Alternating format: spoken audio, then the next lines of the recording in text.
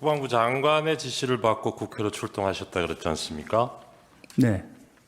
그럼 국방부 장관의 지시가 없으면 비상계엄이 발령됐다 그러면 통상은 어떻게 대응합니까? 소방사에서는? 제가 아마 합참의장한테 건의를 했을 겁니다. 어떤 건의를 합니까? 출동해야 될 것 같습니다라고. 어디로?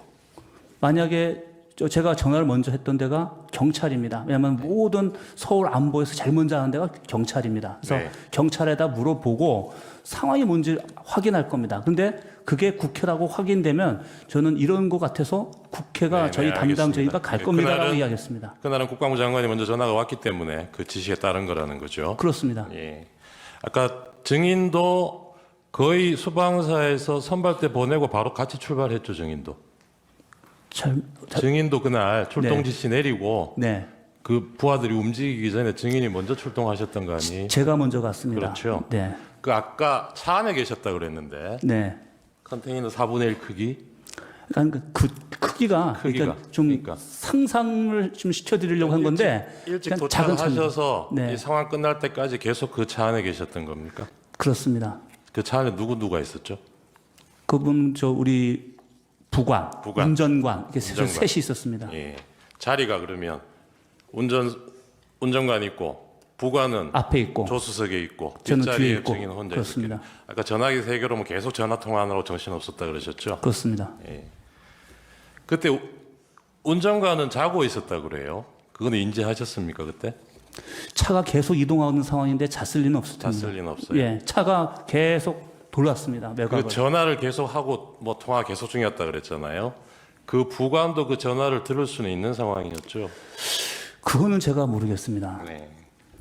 아까 증인 그날 증인이 검찰에서 한 진술에 대해서 이게 제3자 진술하고 증인 진술하고 그 중에 뭐 증인 진술은 좀 묻히고 제3자 진술을 검찰에서는 조금 더 우선해서 그게 공소장에는 공소사실은 그렇게 반영돼 있는 것 같다. 그런 취지로 진술을 하신 것 같은데. 답변 드리지 않겠습니다. 예, 그거는 그렇고 그때 차 안에 같이 있었던 그 부관의 진술도 그냥 제3자의 진술에 불과합니까? 아니면 그건 제가 잘 모르겠습니다. 그 진술은 증인이 보기에 믿을 만한 진술입니까? 일단은 제가 기억이 없는 가운데 네. 그 말을 듣고 제가 그거를 증언하면 위증이 될 수 있지 않습니까? 네. 그런 입장에서 봐주셔야 될 거라고 생각합니다. 네, 알겠습니다. 아까 그 메모 보내주는 거 보면 그 증인이 뭐 이렇게 국회 해산 검색도 하고 그러셨잖아요. 그때 검색해 보니까 뭐라고 나오던가요? 그 부분에서는 여기서는 답변 드리지 않겠습니다. 반대신문 중에 아까 대리인께서 대통령이 전화 통화해서 이런 얘기하지 않았냐. 의원회관 쪽으로 쭉 가다 보면 경찰의 신분증 확인하고 관계자들을 들여보내주고 있을 거다. 거기 가서 경찰에 얘기하면 들어갈 수 있을 거다.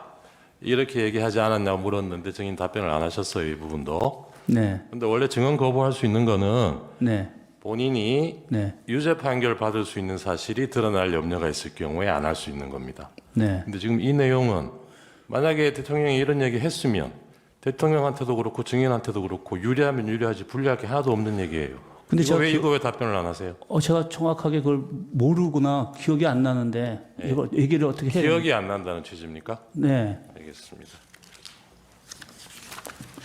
아까 증인 병력 투입 지시가 개헌법에 따른 적법한 지시라고 받아들였다. 이런 취지로 얘기하셨어요.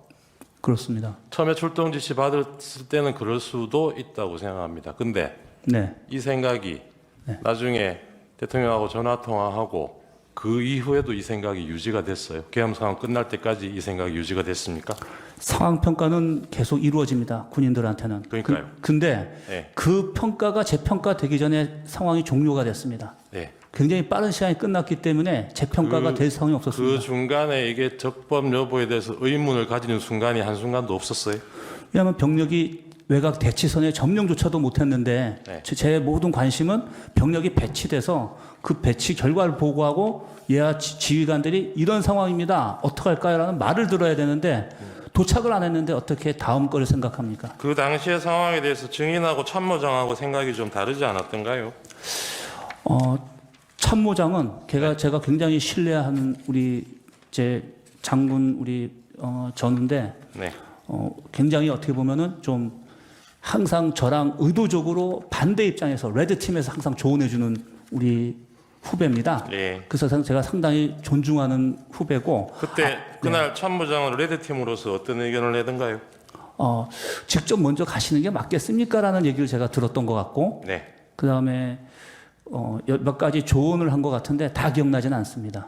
근데 수방사가 보통 이런 비상사태 때 출동하는 것은 뭐 대테러 업무에 하기 위해서 가는 거 아닌가요? 대테러는 아주 일부입니다. 아, 그런가요? 네. 제가 앞서 말씀드렸지 않습니까? 비상사태의 종류가 다양한 게 있는데 그 많은 것 중에 테러는 비상사태에 들어가지 않습니다. 제가 네. 여쭤보겠습니다. 그럼 출동 지시 받을 때는 어떤 상황인지 잘 모르고 가셨는데 네. 국회 앞에 가서 보니까 거기서 차 안에서 지금 몇 시간 계셨다는 거잖아요. 보고 받으면서 네. 그렇게 몇 시간 동안 계셔 보니까 그게 어떤 상황이었어요? 그날 국회 상황이 무질서 상황이었다고 얘기하고 무질서 상황이었다. 네. 그거는 무질서 상황이기 때문에 군이 투입된 겁니까? 아니면 군이 가서 무질서 상황이 된 거예요? 제가 그 부분은 나중에 저희 재판 때는 제가 말씀드릴 수 있겠는데 여기서는 영향이 있을 것 같아서 말씀 안 드리겠습니다. 아까 처음에 6분 나세요. 6분 하세요. 예. 그 서울경찰청장하고 통화하셨다 그랬습니까? 예, 아닙니다. 서울지방경찰청장 서울지방 예. 통화하셨다 그랬죠. 그래서 무슨 상황인지 물어보셨다 그랬죠. 네, 그 부분도 제가 좀 답변 못 드리는 게 좀 서로 이견이 그러니까 다른 것 같아요. 증인 입장을 물어보는 겁니다. 증인이 하셨다는 얘기가. 답변 드리지 않겠습니다. 그때 서울경찰청장이 무슨 상황이라고 물어봤으니까 뭐 대답이 있었을 거 아니에요. 뭐라 그러던가요? 답변 드리지 않겠습니다. 증인이 잘 모르고 가셨다던 그 임무를 네, 이 계엄 상황 종료될 때까지도 결국 모르고 오신 거예요. 소방사가 여기 왜 왔는지. 저는 어떻게 보면은 결론적으로 부하들한테 제가 나중에 모아놓고 제 입장에 소감을 얘기해줬는데 네. 거기에다 담겨 있다고 생각합니다. 근데 그 부분이 제가 제 부하들한테 고맙고 왜냐면은 제가 명확하게 임무를 부여해주지 못하고 가시화시켜주지 못한 상태에서 그 증인도 무슨 임무인지 모르셨다니까. 구체적으로 직무를 내려줄 수가 없었겠네요. 현장 가서 판단하려고 했는데 네. 현장에 진입을 못했기 때문에 또 보고를 못 받았기 때문에 상황을 모르고 끝났다는 입장입니다.